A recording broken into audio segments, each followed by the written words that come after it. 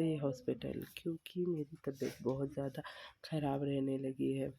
और मुझे यहाँ पर बताने पर मेरी तबीयत सही नहीं हो रही, पिछले 1 मंथ से बता रही हूँ। तो मेरे पापा का कॉल आया, उन्होंने कहा कि यहाँ पर आ जा, मेरे मतलब मायके में, वहाँ पर फैमिली डॉक्टर है ना, वहाँ पर बताने के लिए। तो फिर मैं निकल पड़ी वहाँ के लिए। ऑटो वाले भैया आ गए होते हुए ऑटो में बैठकर हम निकल पड़े बस स्टॉप की तरफ।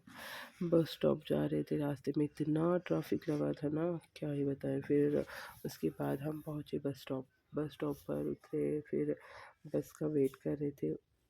उतने में बस आ गई, फिर बस में चढ़े। मैं और मेरा बेटा 2 ही गए थे, उनके पापा को कुछ काम था, मतलब मेरे हस्बैंड को काम था, तो वो गए थे काम से, और बस पूरी खाली थी। फिर मैं और मेरा बेटा चढ़कर बैठ गए। फिर उसके बाद हम पहुँचे हॉस्पिटल।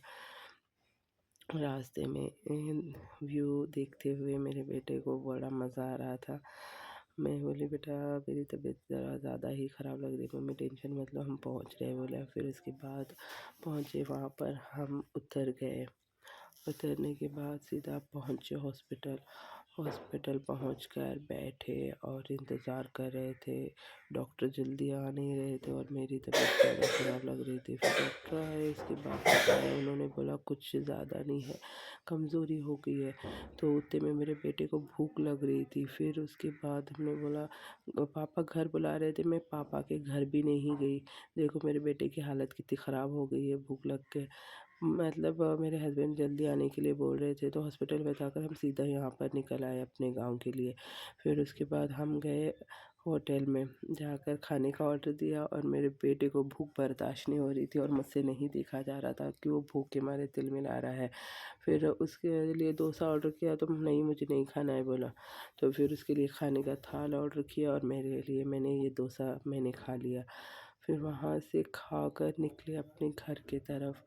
और घर पहुंचने के बाद मेरा बेटा तो पहले देखो खाना देखकर इतना खुश हो गया कि क्या ही बताऊं। खाना खाकर वो बड़ा मज़ा आया उसे, बोला अभी थोड़ी जान में जान आई मम्मी। फिर उसके बाद खाना खाकर बाहर निकले होटल से, फिर ऑटो पकड़ा, फिर अपने घर के लिए निकल गए। घर आके देखा तो मेरी सोफ़ी और ज़ोया मेरा इंतज़ार कर रहे थे। सोफ़ी और ज़ोया मेरे प्यारे से बिल्लियाँ हैं, जो मुझे बहुत ज़्यादा प्यार करती हैं और मैं भी उनसे बहुत प्यार करती हूँ। और यहाँ पर आए, फिर मेरे हस्बैंड बोले कि क्या बोला डॉक्टर ने, अब कैसे लग रहा है तुम्हें, क्या है? तो मैंने बोली ठीक हूँ, मिलते हैं अगले ब्लॉग में।